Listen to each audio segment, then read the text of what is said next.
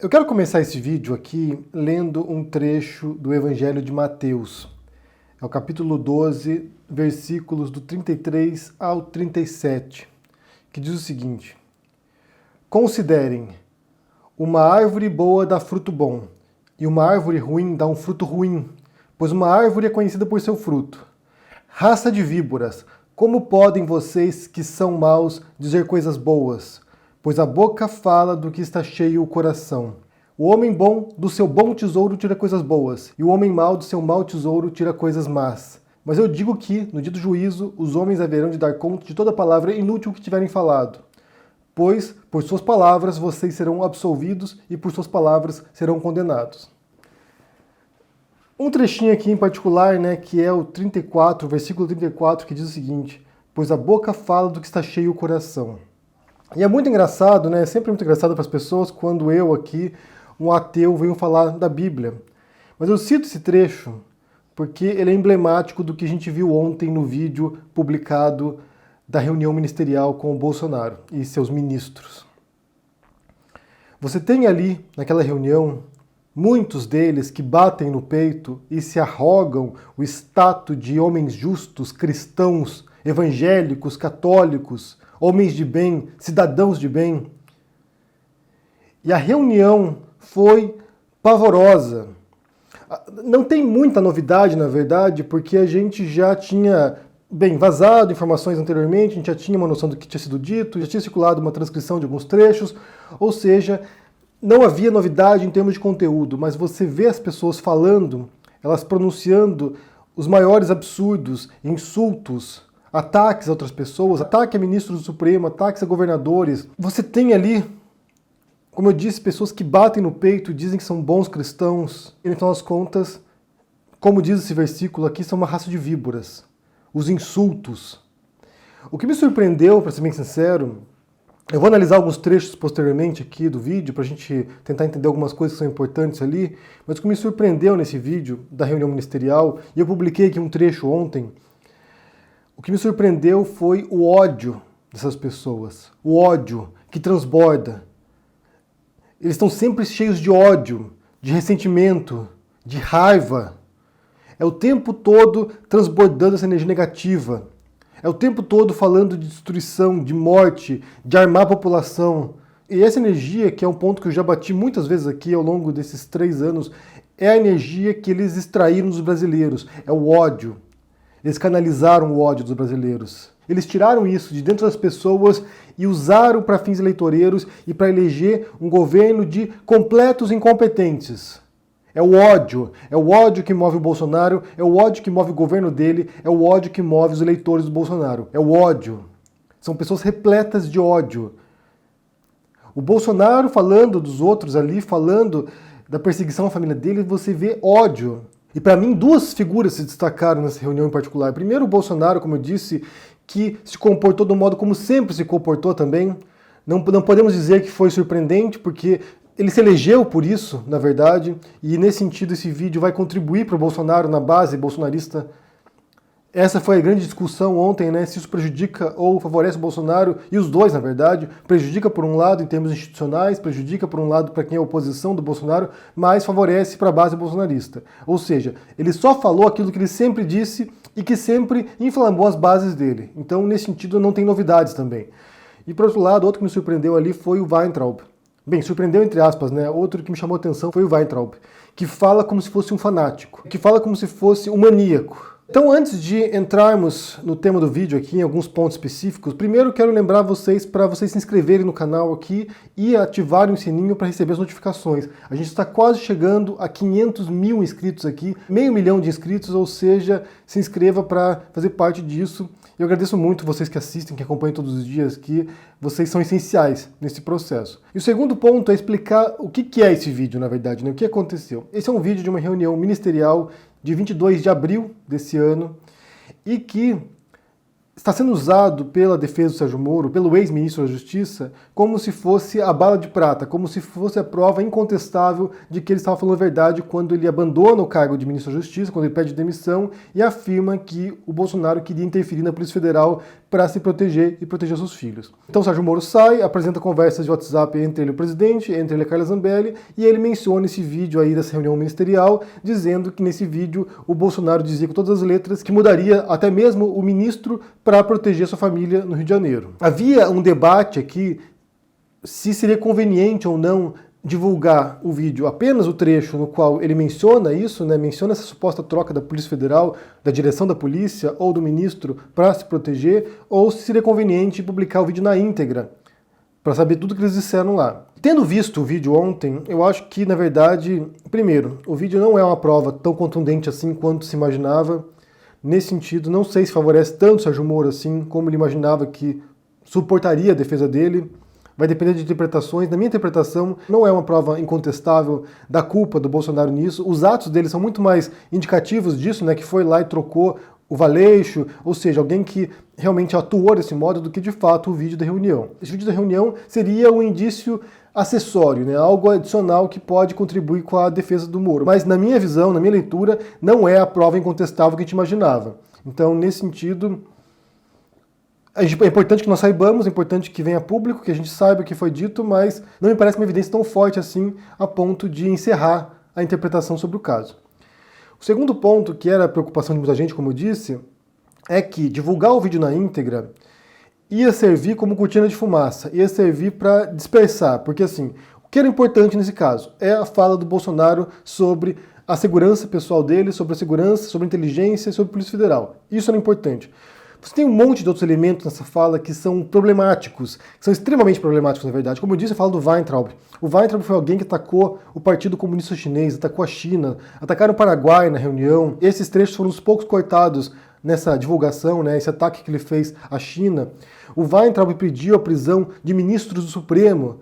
A Damares, ministra da Família, Direitos Humanos e Mulher, sugeriu ou vai pedir a prisão, segundo ela, de governadores e prefeitos por violações de direitos humanos.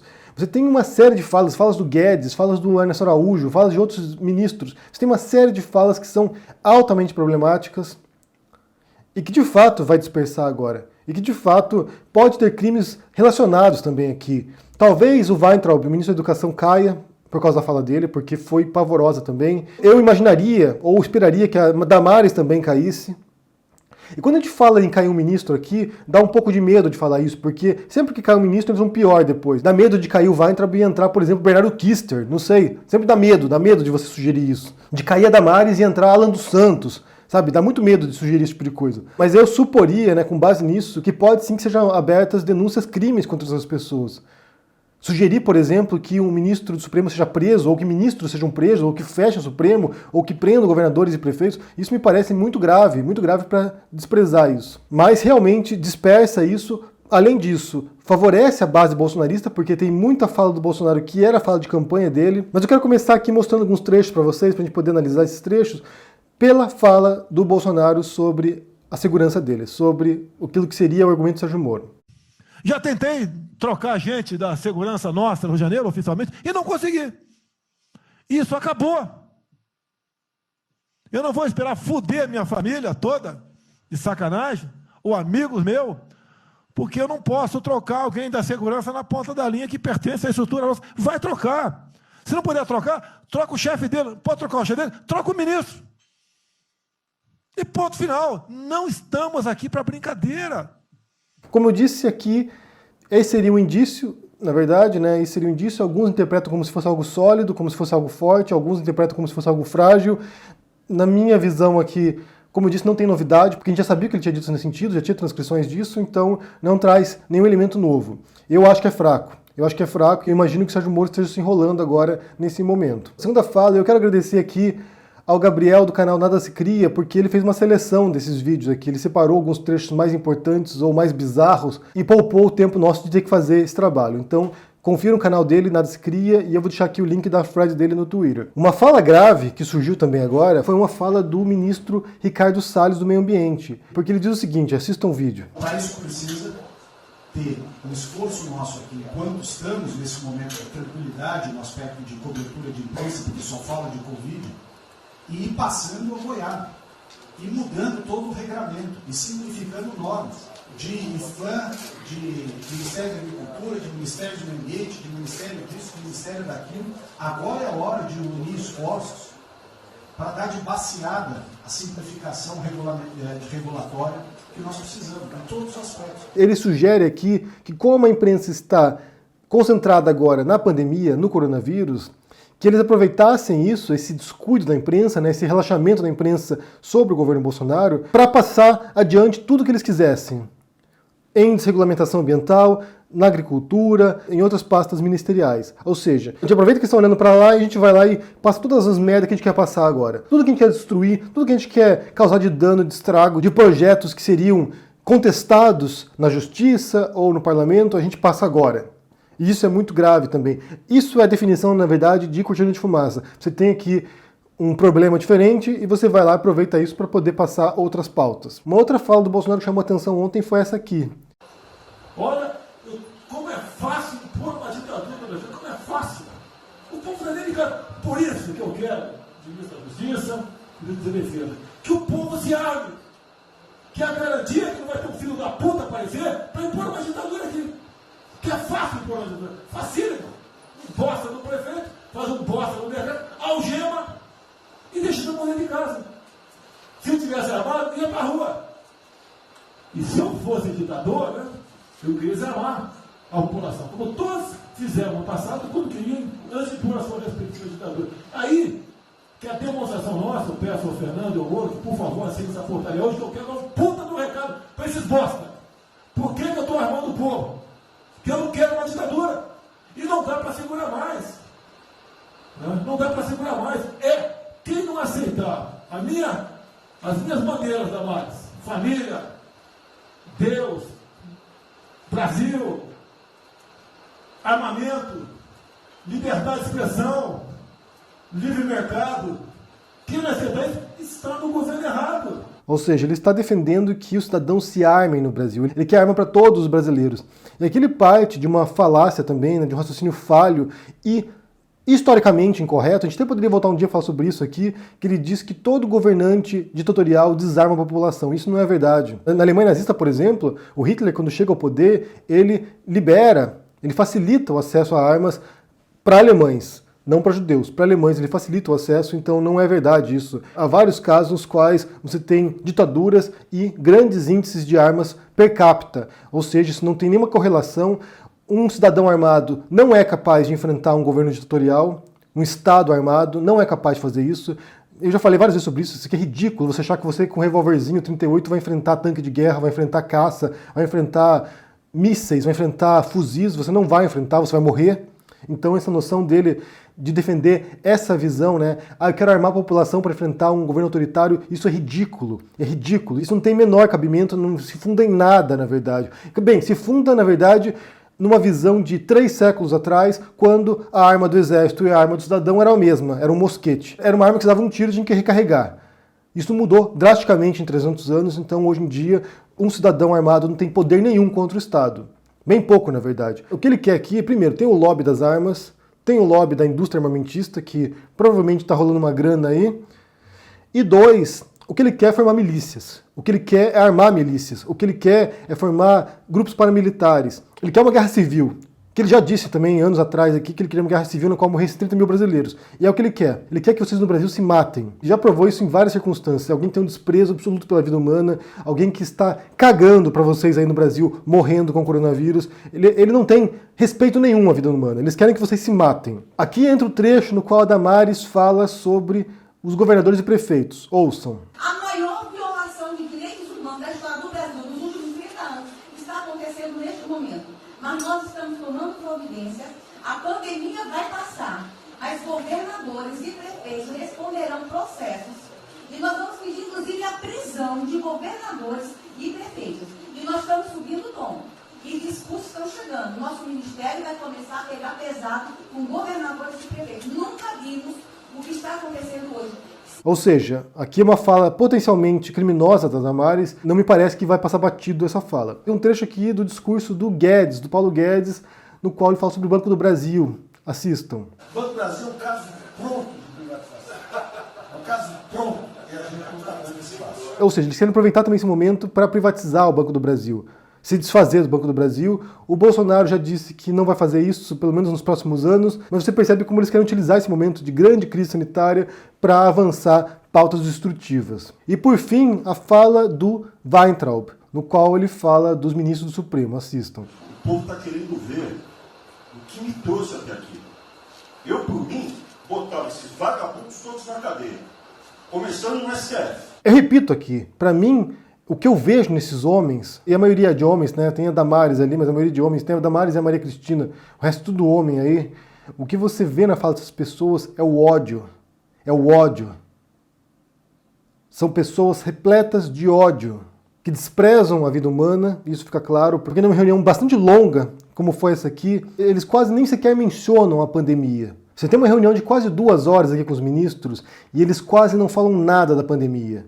Eles falam de reeleição, eles falam de controle do Estado, né, de como eles vão capturar esse Estado, eles falam de armas o tempo todo, o Bolsonaro fala de armas o tempo todo, o Bolsonaro é obcecado por armas, paranoico, psicopata paranoico. Eles xingam, insultam os outros, falam de prender ministros do Supremo, prender governadores e prefeitos e não falam quase nada da pandemia, do que eles vão fazer de concreto para proteger vocês no Brasil. Então esse vídeo dessa reunião, embora ela não sirva, na minha leitura pelo menos, não sirva como evidência cabal, como prova definitiva para defender a postura do Sérgio Moro e da acusação que ele fez contra o governo Bolsonaro, de que o Bolsonaro queria interferir na Polícia Federal para proteger seus filhos.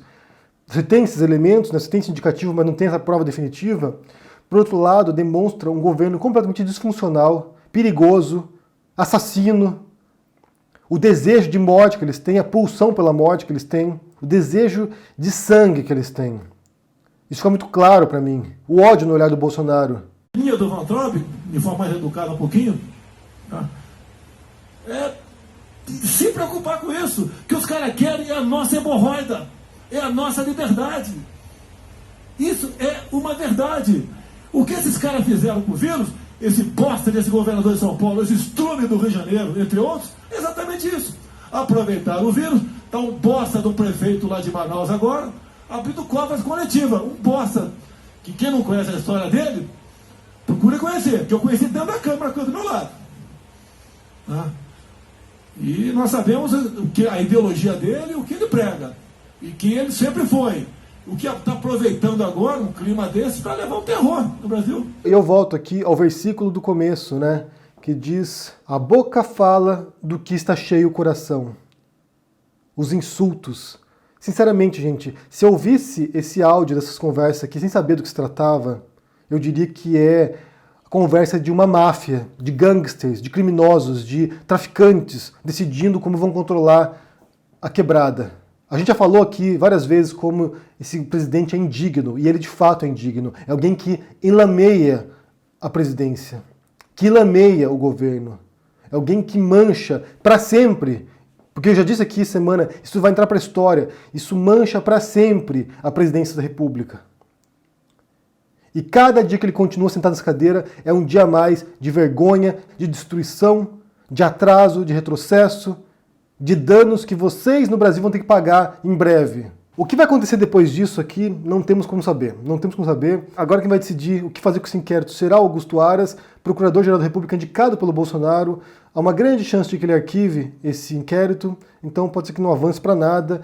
O Celso de Mello mandou também uma solicitação para o Aras de busca e apreensão nos celulares do Carlos Bolsonaro e do próprio presidente Bolsonaro, isso a partir de uma outra questão, que foi a denúncia feita pelo Paulo Marinho, empresário bolsonarista que disse que o Flávio Bolsonaro recebeu informações da Polícia Federal antes da investigação sobre o Queiroz, e o Bolsonaro confirmou isso ontem também. O tempo todo vivendo sob tensão, né? Possibilidade de busca e apreensão na casa de filho meu, onde provas seriam plantadas. Levantei isso e, graças a Deus, tenho amigos policiais civis e policiais militares do Rio de Janeiro que estavam sendo armados para cima de mim. Moro, eu não quero que me blinde, mas você tem a missão de não deixar eu ser chantageado. Nunca tive sucesso para nada. É obrigação dele me defender. Não é me defender de corrupção, de dinheiro encontrado no exterior. Não. É defender o presidente para ele que possa trabalhar, possa ter paz. Depois da divulgação do vídeo, o Bolsonaro foi lá e confirmou que ele recebeu sim informações privilegiadas da Polícia Federal e que ele não vai entregar o celular dele. que ele não vai entregar o celular, e o general Augusto Heleno também disse que fazer isso pode levar a uma crise institucional. Eu vou ler certinho o que o general Heleno disse aqui para não errar. O pedido de apreensão do celular do presidente da República é inconcebível e até certo ponto inacreditável. Caso se efetivasse, seria uma afronta à autoridade máxima do Poder Executivo e uma interferência inadmissível de outro poder na privacidade do Presidente da República e na segurança institucional do país. O Gabinete de Segurança Institucional da Presidência da República alerta as autoridades constituídas de que tal atitude é uma evidente tentativa de comprometer a harmonia entre os poderes e poderá ter consequências imprevisíveis para a estabilidade nacional. O que o general Heleno fez aqui foi ameaçar o Supremo. E eu quero ler aqui para concluir uma mensagem, um tweet de ontem do Marcelo Freixo dizendo: urgente, eu e os demais deputados do PSOL acabamos de acionar o STF pedindo que o general Heleno seja investigado e afastado do cargo por crimes contra a democracia e a Constituição brasileira. A crise institucional no Brasil, a crise política se acentuou agora, escalou de novo mais uma vez, né? São crises após crises, desde que o Bolsonaro entrou no poder. Então, para concluir aqui, eu imagino que possa vir a cair o Weintraub pela fala dele contra o ministro Supremo, pode ser que ele venha a ser removido também. O general Heleno, que de certo modo é um braço direito do Bolsonaro, pode vir a cair também. E eu gostaria de ver Damares fora. E o próprio presidente, na verdade, né? Chegou num ponto agora que já é insustentável. O presidente tem que renunciar, ser impeachmentado ou ser removido. Alguma coisa tem que acontecer. Já deu, gente, já deu. Porque não há nenhuma esperança de que vá mudar o rumo das coisas. Pelo contrário, eles vão dobrar a aposta como eles sempre fazem. Eles vão esticar de novo a corda até que ela se rompa. Então é importante que esse governo caia e entre um governo minimamente sensato para poder proteger brasileiros, salvar vidas e tentar reconstruir o Brasil depois da pandemia, que será um trabalho enorme. Eu quero saber o que vocês pensam sobre isso aqui, se vocês assistiram ontem a longa reunião ministerial. Que ponto você destacaria ali dessa reunião?